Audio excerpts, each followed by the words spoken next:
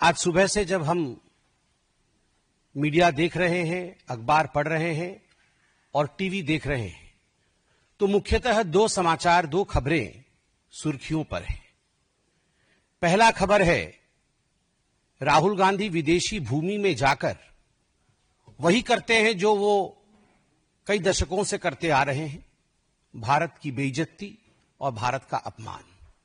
America में राहुल गांधी ने भारत का अपमान किया है। ये कोई नई बात नहीं है, पहली बात नहीं है, ये एक सुर्खी है आज की। इस पर हम विस्तार से बात करेंगे। और दूसरी बड़ी खबर है कि आज से कांग्रेस के तमाम बड़े नेता चोर मचाए शोर, ये देश के भिन्न भिन्न भागों में जाकर आज से प्रेस कॉन्फ्रेंस करेंगे मां बेटे को बचाने के लिए।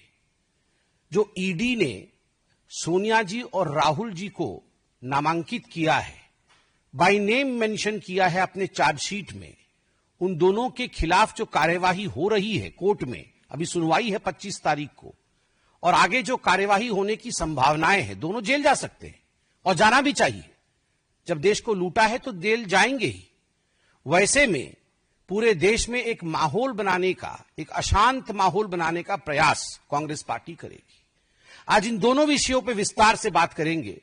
राहुल गांधी ने अमेरिका में किस प्रकार से भारत और इलेक्शन कमीशन को बदनाम करने की कोशिश की, मैं उस विषय पर आऊं, मगर उससे पहले मैं राहुल गांधी जी को एक बात स्पष्ट रूप से कहना चाहता हूं और देशवासियों को भी कहना चाहता हूं कि जो व्यक्ति और इनकी माताश्री 50,000 के मुचलके पर बेल पर बाहर हो, वो जाकर विदेश की धरती पर हिंदुस्तान को अपमानित करे और उन्हें लगता हो कि लोग उस पर विश्वास करेंगे, तो वो उनका भ्रम है।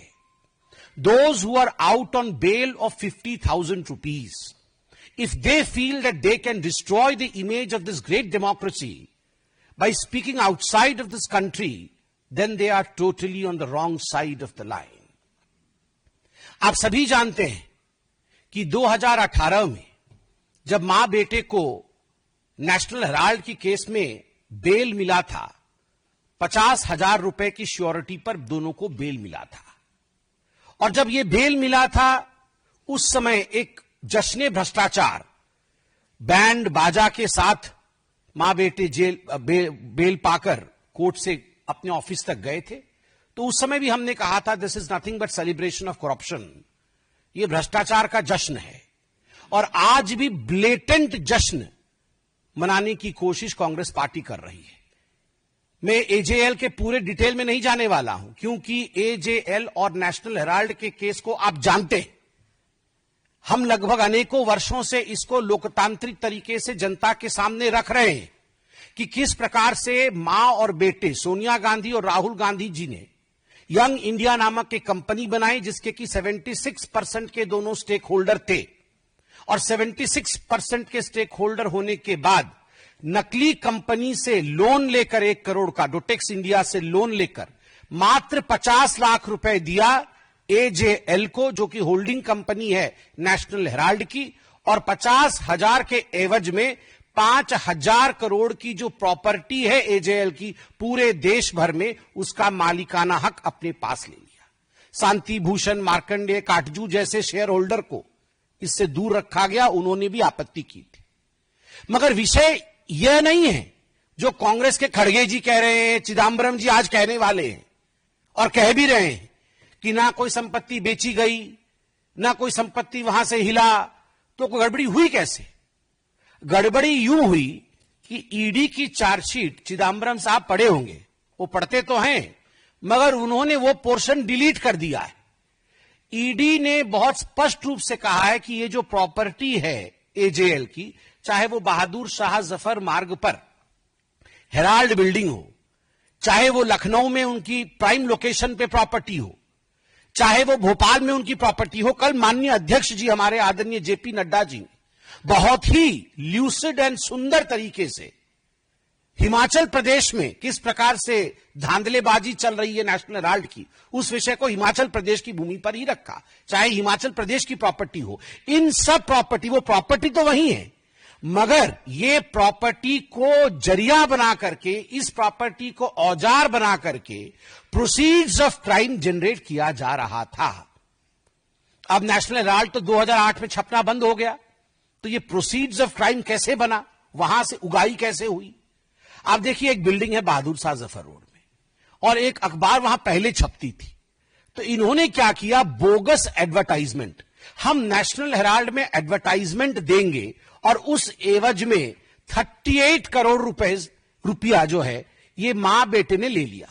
38 करोड़ रुपए मां बेटे ने लिया है बोगस एडवर्टाइजमेंट के लिए। क्या एडवर्टाइजमेंट? ना हम नेशनल हेराल्ड में एडवर्टाइजमेंट देंगे। जब लिस्ट देखा ईडी ने तो किसका एडवर्टाइजमेंट है? कोई गुड्डू सिंह है, कांग्रेस पार्टी का कोई छोटा सा नेता है, और उसने बोला है मेरे बेटे के जन्मदिन की बधाई मैं दूंगा उस पेपर में, और किसी ने बोला है मैं सोनिया जी के जन्मदिन की बधाई दूंगा, उसके लिए मैं 50 लाख रुपए देता हूं। अरे जब पेपर ही छप नहीं रहा है तो एडवर्टाइजमेंट कहां दोगे? तो ये जो बोगस एडवर्टाइजमेंट है उसके नाम पर 38 करोड़ रुपया लिया है। ठीक उसी प्रकार बोगस डोनेशन, कि हम नेशनल हेराल्ड के लिए डोनेशन देना चाहते हैं, और कई लोगों ने डोनेशन दिया। एक बहुत बड़ी लिस्ट बना करके 18 करोड़ रुपए डोनेशन का जनरेट किया, मगर जब डोनर लिस्ट देखा गया तो लिस्ट ही नहीं है। किसने दिया भैया ये डोनेशन? जब अखबार ही नहीं छप रहा है तो काहे का डोनेशन? तो 18 करोड़ रुपए बोगस डोनेशन आपने लिया है। और बोगस एडवांस रेंट, बिल्डिंग है नेशनल हेराल्ड की बहादुर शाह जफर मार्ग पे, सबसे बड़ी बिल्डिंग है। हम रेंट लेंगे इस बिल्डिंग में, कल से हम यहां पर कॉमर्शियल एक्टिविटी शुरू करेंगे, यह करके लगभग अनेकों कंपनियों ने 38 करोड़ रुपए डोनेट कर, मतलब एडवांस रेंट दे दिया कि हम अगले महीने से वहां अपना कॉमर्शियल गतिविधि आरंभ करेंगे। मगर किसी प्रकार का कॉमर्शियल गतिविधि वहां नहीं है। जब चेकिंग किया गया तो ये जो 18 करोड़ रुपए का बोगस डोनेशन है, ये जो एडवांस रेंट है 38 करोड़ रुपए का, और जो 29 करोड़ का बोगस एडवर्टाइजमेंट है, ये सारे पैसे कहां गए? कुल मिलाकर के ईडी कहती है ये प्रोसीड ऑफ क्राइम्स जो है ये 988 करोड़ का है। ये 988 करोड़ का बोगस डोनेशन आखिरकार मां बेटे के जेब में गया है। तो मां बेटे को लगता है कि वो बच जाएंगे, तो गलत है। They are not going to be excused and they are not going to be saved. The law is going to take over and catch them. कानून के हाथ लंबे होते हैं, ये हमने सुना है, और होते ही है, ये नहीं छूटने वाले हैं। और यही फ्रस्ट्रेशन है, राहुल गांधी जी का यही फ्रस्ट्रेशन है कि आज वो विदेश की भूमि में जाकर भारत और भारत के महान लोकतंत्र को अपमानित कर रहे हैं, उसे बदनाम कर रहे हैं। बॉस्टन के ब्राउन यूनिवर्सिटी में उनका कोई लेक्चर होना है, वो लगभग 3 दिन की ट्रिप में यूएस पहुंचे हैं।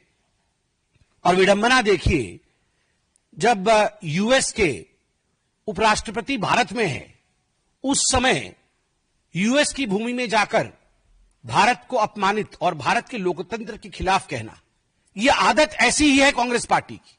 आप याद करिए, जब कॉमनवेल्थ हो रहा था उस समय भी यूएस में जाकर, और उस समय भारत में भारत के खिलाफ राहुल गांधी और उनके तमाम जो उनके नेतागण हैं वो कह रहे थे। राहुल जी अमेरिका में जाके इलेक्शन कमीशन को कॉम्प्रोमाइज्ड बताते हैं। वो कहते हैं कि महाराष्ट्र के चुनाव में जिस प्रकार का मतदान हुआ वो एक तरह से फर्जीवाड़ा था।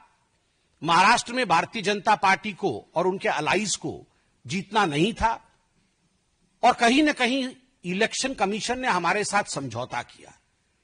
मैं राहुल जी से पूछना चाहता हूं, राहुल जी, झारखंड भी तो उसी समय चुनाव हुआ था, क्या आपने इलेक्शन कमीशन के साथ झारखंड में समझौता किया था? आप एक बार सोरेन जी से पूछिए, क्या उन्होंने समझौता किया था इलेक्शन कमीशन से? प्रियंका वाड्रा, उसी चुनाव में जो बाई इलेक्शन हुए थे, उसी समय उसी कालखंड में जो बाई इलेक्शन हुए थे, उस बाई इलेक्शन में वो जीत के सदन में आई पैलेस्टाइन का बैग टांग करके। आप बताइए, क्या प्रियंका वाड्रा ने रॉबर्ट वाड्रा की मध्यस्थता से इलेक्शन कमीशन के साथ कोई कॉम्प्रोमाइज किया तभी उसकी जीत हुई, या वो अपने मेहनत पर जीत कर आई? आप ये बताइए कि 240 सीट जब भारतीय जनता पार्टी को विगत लोकसभा 2024 के लोकसभा में जब हमें 240 सीट और आपको 99 सीट मिली, तो आपने पूरे देश में और सदन में भी ढिंढोरा पीटा कि ये भारतीय जनता पार्टी की हार है और ये कांग्रेस पार्टी की जीत है। तो was the election commission compromise then? आपने ये जो जश्न मनाया था, क्या हम कॉम्प्रोमाइज थे? और ठीक उसी प्रकार महाराष्ट्र में लोकसभा में हमें 9 सीटें मिली और आपके गठबंधन को हमसे अधिक मिली थी। तो was the election commission compromise then by you? केवल इतना ही नहीं, आपने सामने बैठा करके सदन में अयोध्या सीट हम हार गए, इस प्रकार से आपने पूरा सेलिब्रेशन किया। क्या इसके पीछे आपका किसी प्रकार का कॉम्प्रोमाइज था इलेक्शन कमीशन के साथ? किस प्रकार से यह संभव हुआ? क्योंकि भारत में आज फ्री एंड फेयर इलेक्शन होता है, भारत में आज सजीव लोकतंत्र है, इसी कारण यह संभव हुआ।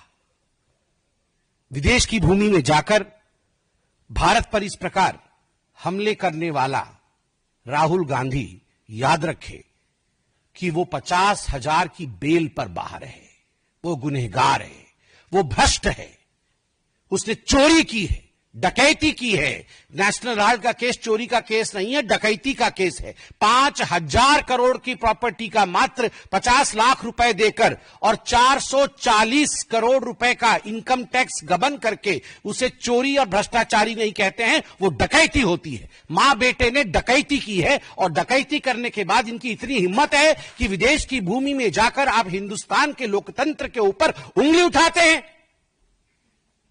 राहुल गांधी, आपसे नहीं हो पाएगा हिंदुस्तान में राजनीति, तो जाकर के किसी और देश से चुनाव लड़िए, मगर जिस थाली में खाते हैं अगर उस थाली में आप छेद करेंगे तो आप देशद्रोही कहलाएंगे। You are a traitor. Rahul Gandhi traitor हैं, केवल इसलिए नहीं क्योंकि विदेश की भूमि में जाकर देश की संस्थाओं का अपमान करते हैं और देश के लोकतंत्र को हीन बताते हैं। वो इसलिए भी ट्रेटर हैं क्योंकि देश की संपत्ति का करोड़ों करोड़ रुपए नेशनल हेराल्ड के माध्यम से उन्होंने गबन किया है और केवल अपने सहूलियत के लिए, अपने आराम के लिए गबन किया है। और याद रखिए राहुल गांधी, आप और आपकी माताश्री बचने वाली नहीं है।